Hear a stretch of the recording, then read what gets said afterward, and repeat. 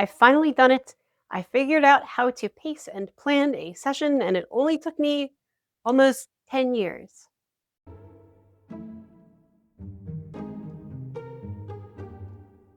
Hello, this is Pop. I'm Alice Poole, an experience designer. And today I want to talk about how to structure a session that's easy to plan and to stay on track.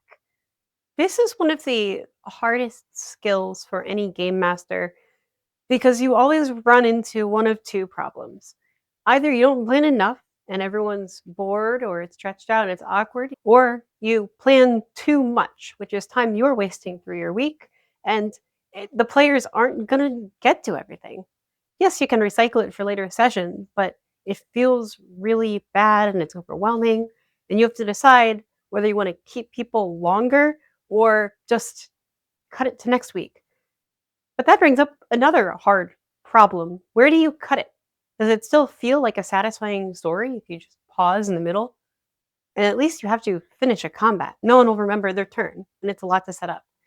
So, how do you prep the right amount of content for your players to fill a session, but to not overwhelm you or to not ruin the story for them? I would like to propose my new way of organizing sessions that's been really efficient and easy to do.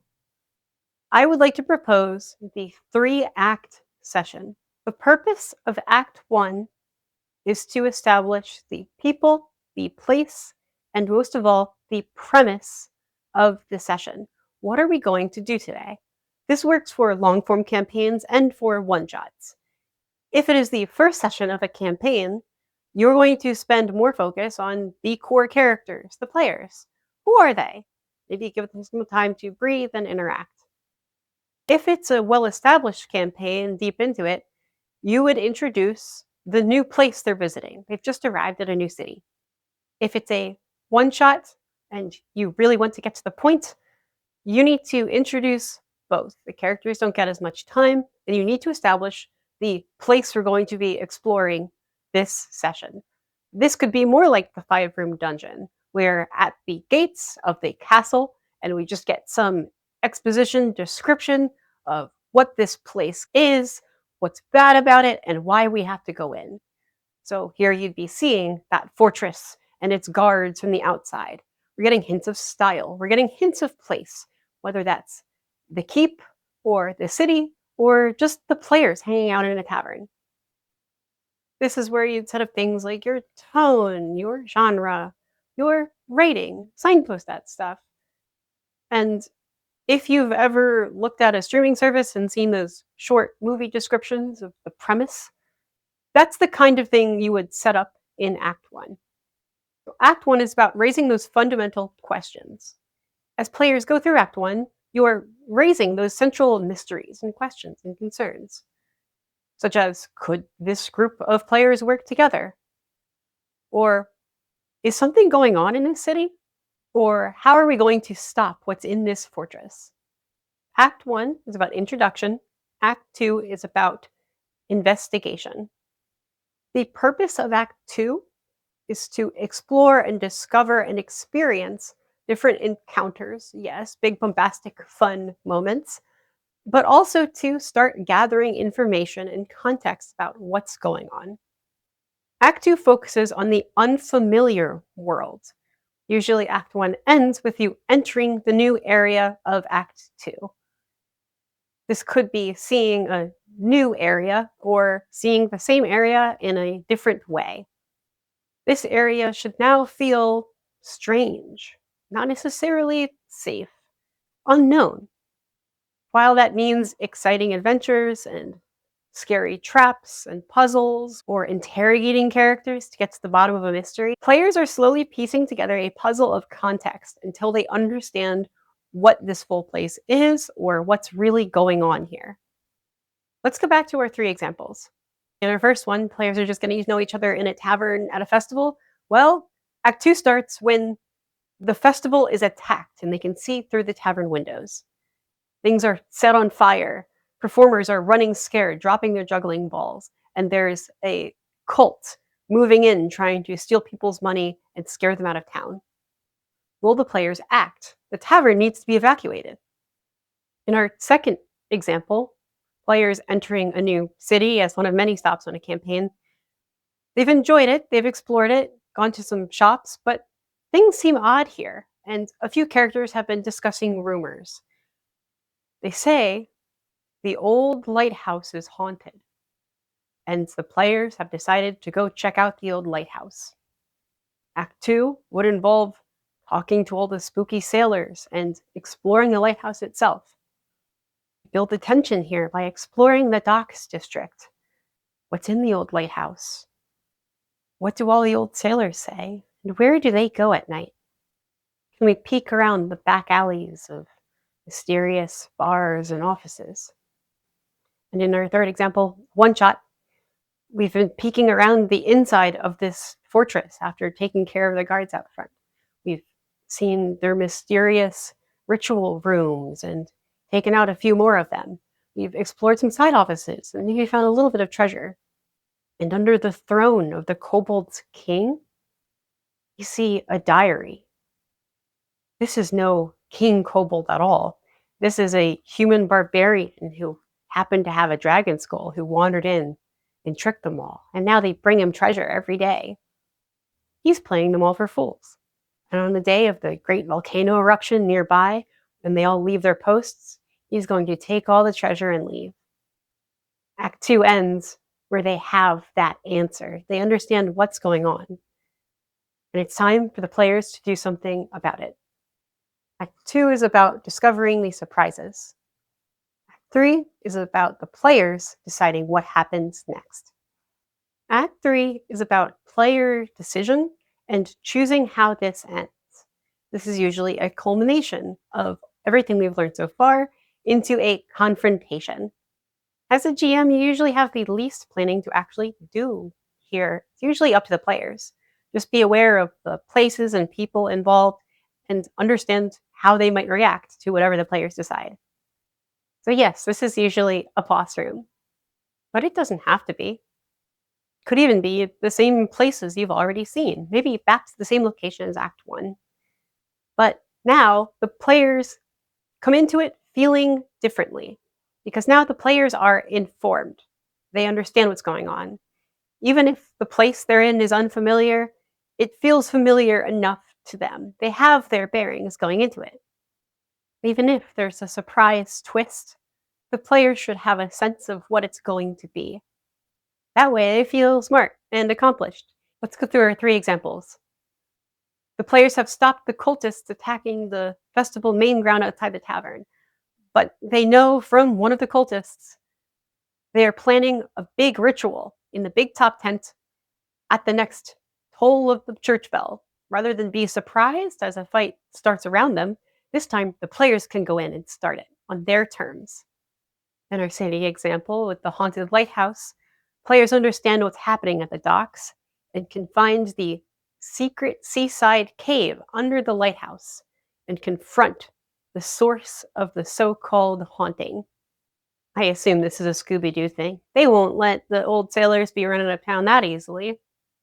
This was all a trick by Big Fish. And then we have our fortress example. It's time for the players to confront the boss up by the volcano with his bag of treasure. They could even bring some of the kobolds from the keep with them who could seek revenge and decide their own self-determination of their castle keep. The purpose of Act 3 is player-driven and declarative. Now, to plan for this, each act really just needs those basic details of the who, the what, the where, the why. You just need a few bullet points, really. There's no formal structure for this. The main thing you need is the goal of each section. What marks it complete, and what is the next part you're driving towards? Frankly, I like to have a couple different encounter plans for each of these if I can.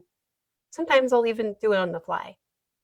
This is where I get into pacing. I like this 3-act structure because my sessions tend to run about 3 hours on average. That gives me an easy 1 hour per benchmark to keep an eye on. I'll adjust on where players' interests lie and how fast we're going. If people are having a lot of fun with a shopping episode in our first active play, getting into a new city, I'm okay to let that ride and bleed over. These three do not all have to be any particular length of time. This is about emotionally feeling like there's a beginning, a middle, and an end. What always happens with me is any one of these goes way longer than I initially planned, but I can make it up by trimming down the others. This will vary wildly from group to group and from session to session, but that's okay. Plan for what your group wants. Some general pointers are this. If you're using combat in D&D or a traditional game, I cap that at 2 per session. I have never been able to fit 3 satisfying encounters in a session. If you do, you will trend towards fudging dice and panicking and cutting health on the fly, and it's a mess. You can't put that toothpaste back in the tube once they see the little minis on the table. Combat is the most involved and the least flexible. 2 combat encounters per session max. In my experience, I've had it go better with more Dimension 20 style pacing, where I may only have 1 combat encounter in a session, but I can make it more involved and meatier. Which brings me to another major topic with this. There is no set encounter limit here. These could each be 1 encounter, or they could be several. Exploring several little rooms of a dungeon that just have flavor and lore and are more functional, or interviewing a few different suspects, could all fit into phase 2. Sometimes you'll find 1 singular puzzle room will take a whole hour, hour and a half in itself. That's okay as well. That would still just be your Act 2. Or maybe Act 1. Or maybe Act 3, the final boss, math. And you can even go the other way. Something I've tried recently is I wanted to have a really involved final boss fight. We didn't have much dungeon exploring to do. We did that all in the previous session, just exploring a town and the lighthouse. What was under the lighthouse became the focus of the session.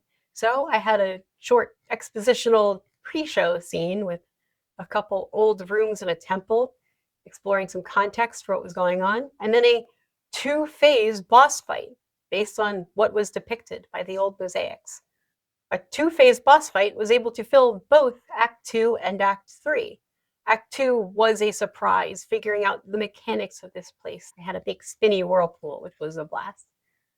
Then I wanted to get a little video gamey with it, so then I had an Act 3, a second phase. Things in the room changed, but now players knew what this boss's deal was. They were no longer surprised. They were able to strategize. This phase was higher stakes, but more straightforward. And then afterwards, maybe cheating a little bit, but it's still in an Act 3 purpose. They were able to go back to land and conclude what happened here, put everything to rest, and hooray, the lighthouse is saved.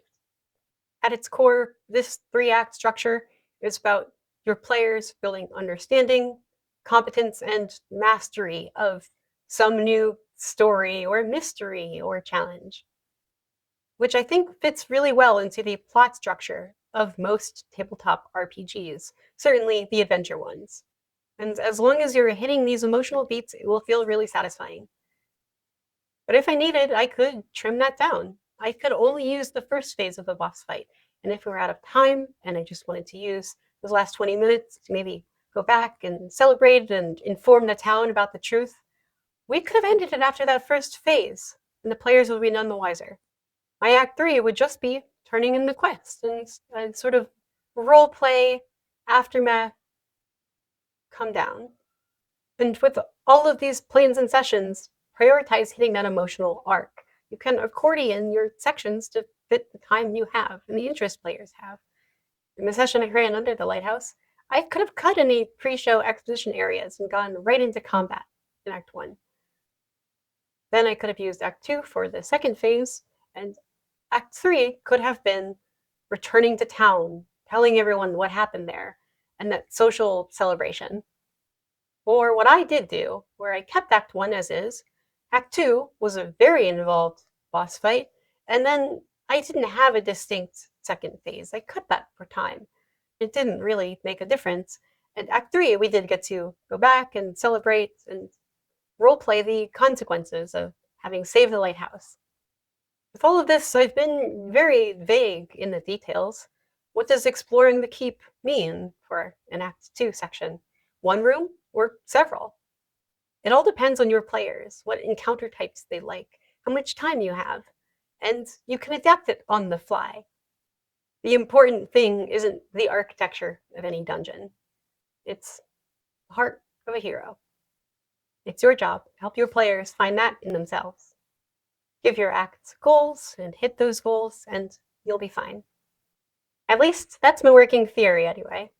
In a few months, I can make an update video about how this went too. But I hope this helped you. It's been helping me these past few weeks. Thanks for watching. If you like this video, you can like the video and subscribe for more. If you want to support me and my work, you can do so at paypop.com and be a monthly supporter to get your name in the credits here, or check out some of my mini story games. Until next time, thank you.